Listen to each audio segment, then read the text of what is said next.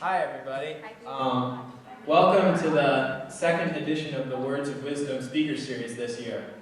Today we are going to hear from a valued member of the Clayton community, Mrs. Katelyn Long, who will be speaking to us. She's a swim coach and also a math teacher.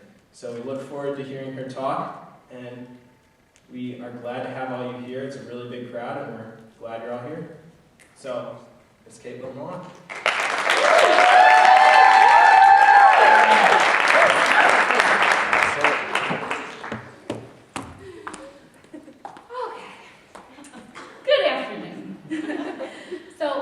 Thank you to the WOW committee for asking me to speak today. I think the speaker series is a really cool event for teachers and students. And I just can't emphasize how truly honored I am to be standing up here in front of you today. I would especially like to thank Peter Baugh and Jeffrey Friedman for convincing me that people might actually show up to watch me talk. When Peter first approached me about speaking, I kind of laughed. And I said, "You want me to speak? Who thinks I have wisdom to share? And what the heck am I going to talk about?" Well, after some convincing, I agreed. Well, then came the hard part. What was I going to talk about? Words of wisdom is kind of a daunting idea, and it assumes that I have some great knowledge that other people don't. I don't even feel like I'm old enough to have that kind of knowledge. Most days, I'm just trying to navigate my own crazy life. If there's a magic piece of advice to living a more fulfilling life, I'd like to know. Fortunately, I don't think there is. But I do know the secret is to just do your best every day with what you're given. So here goes nothing. This is my best shot. Try to inspire and impart some wisdom by sharing some important lessons I've learned through different situations and successes I've encountered. I'll start at the beginning. I only know this story because my mom likes to tell it, especially when there's a lot of people sitting around the dinner table after dinner. I've heard the story a lot of times, and it still makes me smile. Well, I'm the oldest child, and before my younger brother was born, I had a friend who I named Debbie. Anybody else out there with an imaginary friend? I can't see anybody. I'm just going to assume you're all raising your hands. Well, Debbie did everything with me. I talked to her while we played. We argued about what we were going to do next. I even set a place for her at the dinner table. I'd really like to think I was just a creative kid, but I'm sure my parents were a little concerned. Bless them for playing along. Well, one day, I didn't set a place for Debbie at the dinner table. And my mom said, "Katelyn, where's Debbie tonight?" I nonchalantly replied, "She moved to Florida." And just like that, Debbie was gone. No traumatic goodbyes or sadness, and my parents never heard of her again. Although I had outgrown my imaginary friend, I never outgrew talking to myself. To this day, I have regular conversations with myself. For example, just last week, I was having second thoughts about this speech. Believe it or not, I can be a pretty shy person, and speaking in front of others is a big challenge. I know it's strange. I'm a teacher. I do it every day, but it's weird. It's true. So here's what the conversation looked like last week. Think I need to find Peter Baugh and tell him I'm not going to be able to do this speech? Well, it would be a cool experience if you did the speech. But maybe I can just say it's not really the right time. Finals are coming up. Everybody's kind of stressed. But if you don't do it now, you might not do it the rest of the school year. You are having a baby in a couple weeks. Well, in that case, maybe I won't ever have to do the speech. But you want to do the speech. You're committed to it. But it's just so much work, and I still don't know what I'm going to talk about. Katelyn, just stop trying to think of excuses and start thinking about what you're going to talk about. Okay, I got this. You're right, I got it. So this is my first piece of wisdom.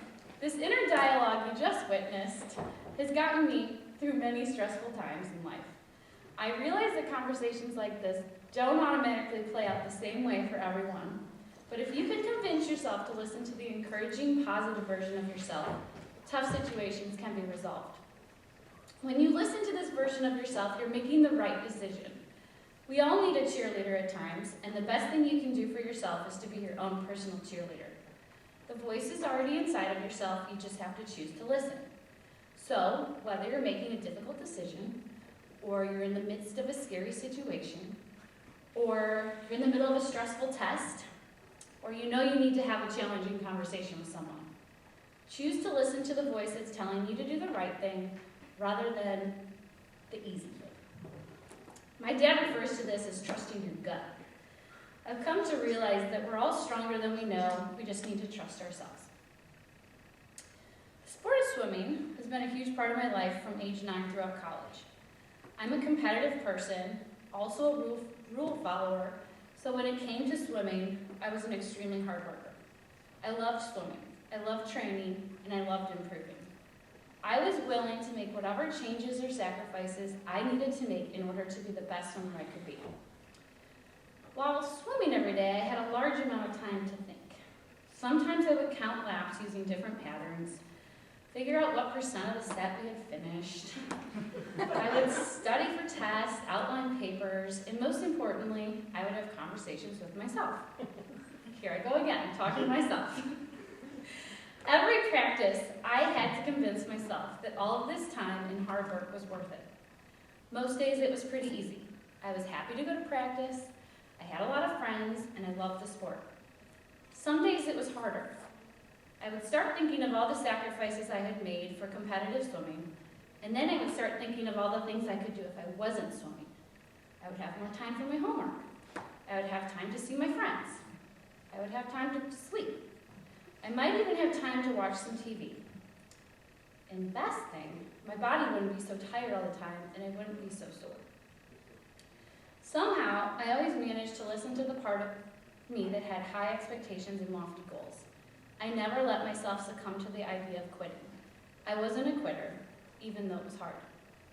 No matter what the practice was or how badly I wanted to stop, I kept going. One day at a time, one practice at a time, one set at a time, no matter what set my coach decided would be next. In high school, I had a coach, Coach Mary, and I can remember her telling me over and over that all of the work I was doing at this time was not only going to pay off at the next competition, but it was going to pay off for the rest of my life. I understood what she was saying at the time, but I don't think I really understood what she was talking about. In high school, I wasn't swimming so I could be a better math teacher 8 years down the road. I was swimming so I could be faster. It wasn't until I finished swimming and started my teaching career it all kind of clicked. I'm grateful for my dedication to swimming. Swimming taught me how to set personal goals and how to work hard to achieve those goals.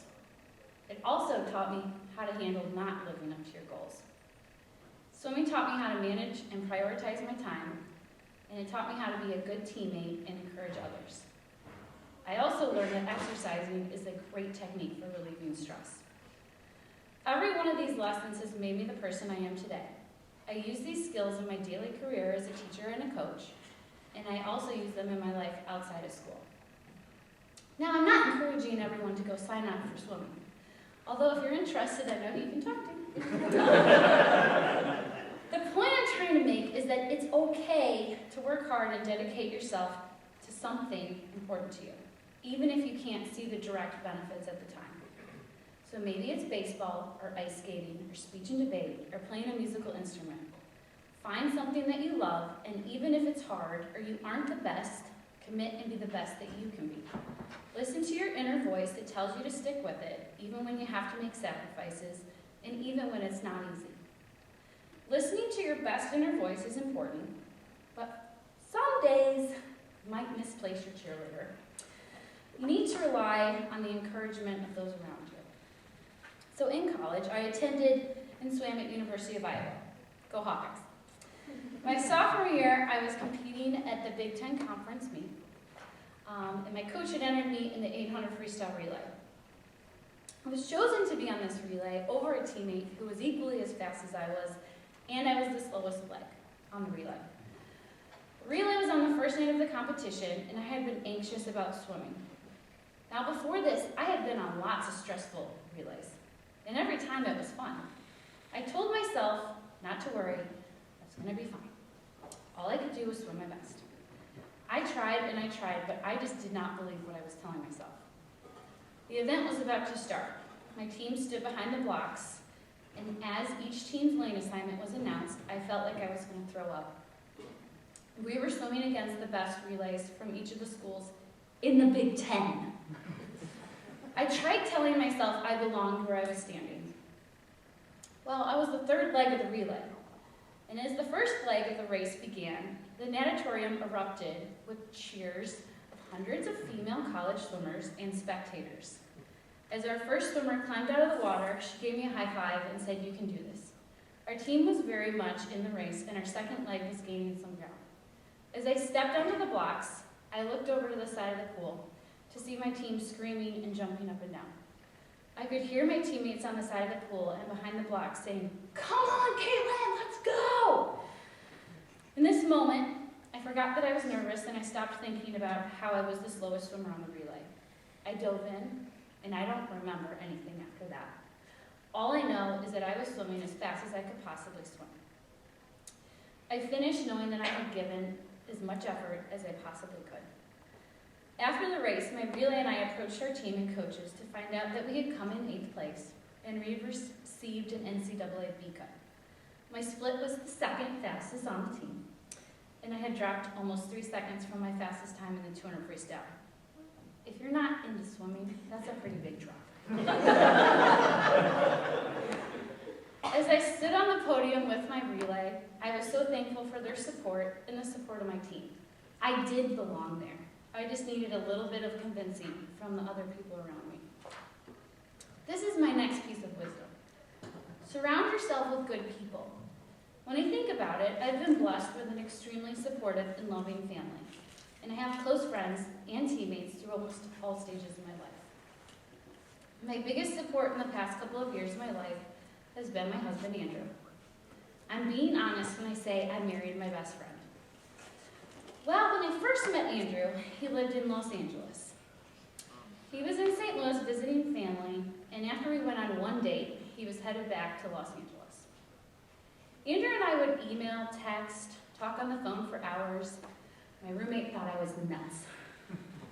A week later, Andrew invited me to LA over Labor Day weekend. I hesitated. Was it a good idea to fly to Los Angeles to visit someone I didn't know very well?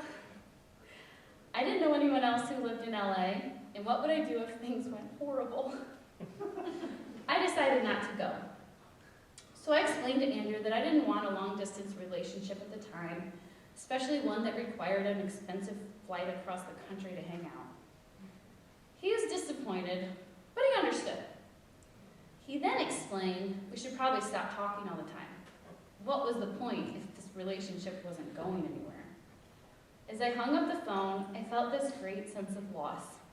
How could I be so sad about not continuing to talk to someone I had just met? 2 hours later, I received a call from Andrew.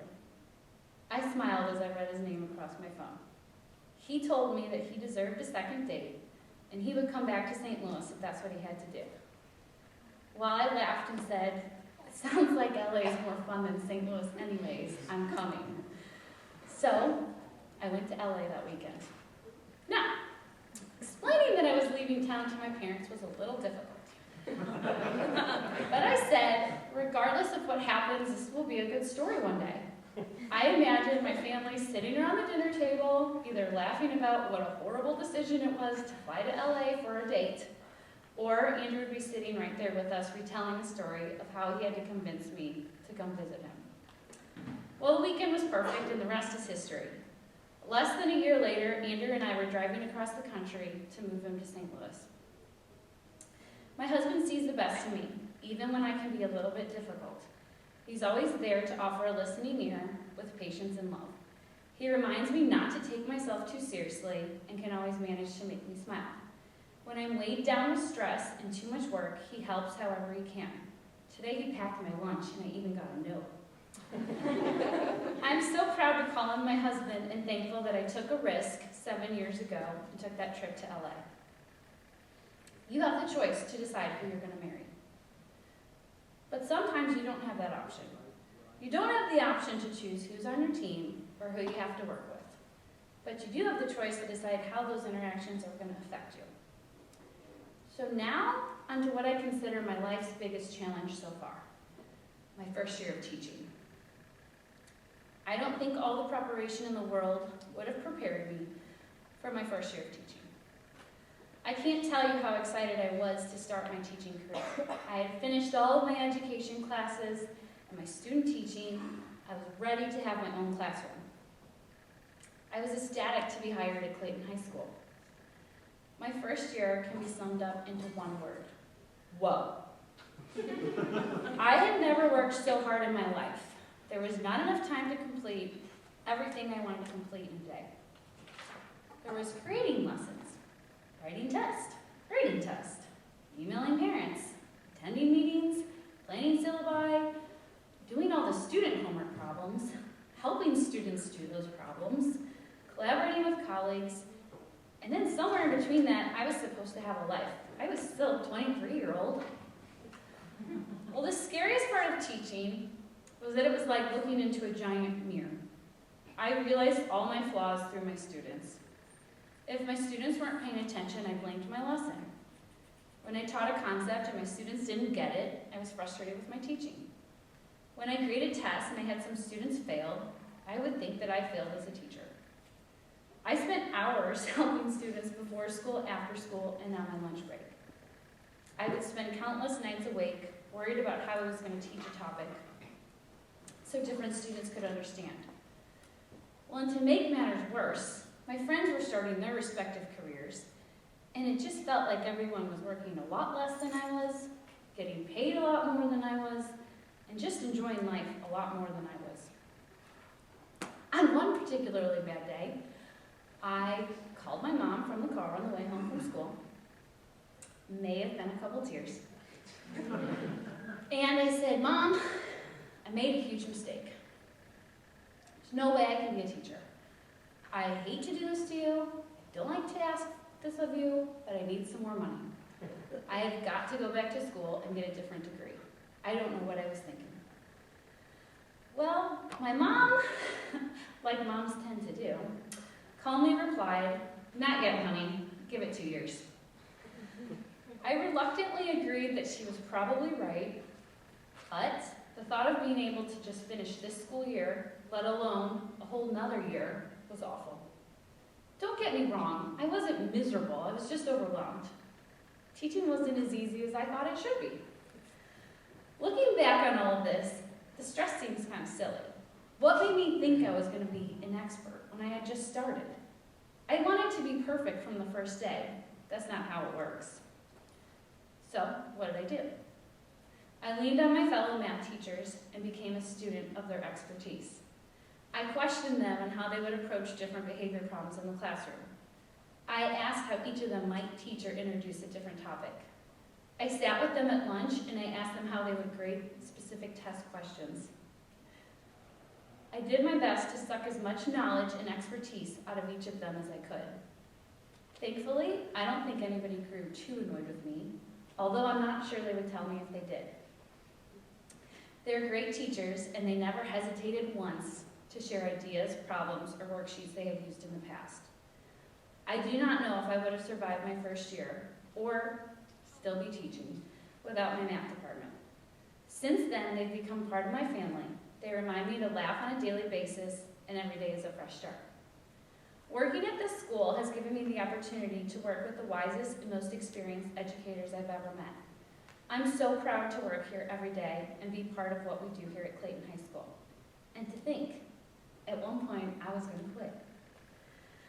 Most of the challenges I've faced in my life are direct results of a decision I've made. For example, I decided to pursue competitive swimming. I decided to become a teacher. I decided to run a marathon. I decided to do this speech. These challenges always seem easier for me to coach myself through. The most trying times are those in which you do not have control over. Last December, I was diagnosed with type 1 diabetes. If you're unfamiliar, type 1 diabetes is a disease where your body stops producing the hormone insulin that's used to break down the sugar and starch in food to supply energy to your body. I had not been feeling well for weeks, and I had attributed this to just being stressed out. On the last day of finals, I sat in my doctor's office while she explained to me what was happening in my body and that I would most likely need to be admitted to the hospital until everything was under control. I was numb with this news. I didn't want to believe it. I told her I couldn't go to the hospital. I had already purchased tickets for my family to go to the Fox that night, and it wasn't going to work. Well, I knew I was in trouble when my doctor stopped talking to me and started giving Andrew specific instructions. Well, after a visit to the emergency room and a trip to the pharmacy to stock up on insulin pens, blood glucose testing supplies, and needles, I found myself at home giving myself an injection of insulin before I could eat a sandwich. I was told that it would be very dangerous to get pregnant until my blood sugars were under control, which could take a while. It was impossible to remain positive. I would not have expected this in a million years. I had always prided myself in being a really healthy person. My poor family was so worried about me, and we were supposed to be celebrating. It was Christmas. It's scary to be confronted with something so definite. This disease was going to change my life forever. I had no say in the matter. There would never be a time when I would not have to provide my body with insulin. I went through all the stages of grief: denial, anger, feeling bad for myself, you name it. I thought that this diagnosis had changed me. I didn't feel like my happy, energetic self. Andrew was there for me every step of the way, my constant cheerleader. He still lovingly jokes about the diabetes disaster. As I adjusted to this new lifestyle, I was connected to other diabetics and those very educated in diabetes through my friends and family. Meeting with these new supports helped me realize that although my life was going to change, it wasn't going to be any less exciting. I could do whatever I wanted in life, including becoming a mom. So many people reached out to me at this time. I received letters from friends, lots of hugs, and frequent phone calls to see how I was doing. I had a community of friends, students, parents, and coworkers who cared for me. I decided I was not going to allow diabetes to change my personality. Yes, it was going to require me to pay a great deal of attention to what I was eating and be aware of my blood sugar. But I was not going to let it take away my positive spirit. As important as it is to surround yourself with good people, it's equally important to be someone who others would choose to surround themselves with. It's a very simple idea, but you have the ability to change someone else's day for the better or the worse. You rarely have any idea how much impact you have on the people around you. I do my best to remember this when I'm teaching and coaching. I see so much potential and talent in my students and swimmers that they often can't see themselves. I try to be that positive voice in their head saying, "You can do this." Sometimes I have to do some serious cheerleading. If I can make one person's day better, then it's worth it. As a teacher, I'll never know how much I have influenced a student's life, but I don't need to know. The cool part of it is that you won't ever know. So in closing, my wisdom I would like to leave you with. 1, be your biggest cheerleader. Listen to that positive inner voice. If you aren't confident in your own abilities, who will be? 2, find something that you can commit to and watch yourself improve. Celebrating your success and work harder than you thought you could to reach your goals. 3, when you doubt yourself, look to the people who will build you up. Surround yourself with good people and use them. 4, create community. Be someone who others use to build themselves up. Give those around you the benefit of the doubt and take care of the people who are important to you. Is that 4 or 5? This is the 5th one. Don't be afraid to take a risk. Whether it's deciding what college to attend, what career path to follow, or finding the person you're going to marry, each decision is a chance to listen to that inner voice, and with that you can't go wrong. Well, here I am up here giving all my wisdom, and the truth is I learn new wisdom every day from teaching and interacting with teenagers. Each day, my students challenge me to be a better teacher. I've watched students demonstrate incredible amounts of character, all while balancing many difficult and demanding tasks at the same time. Thank you for teaching me so much, and thank you for allowing me to speak today.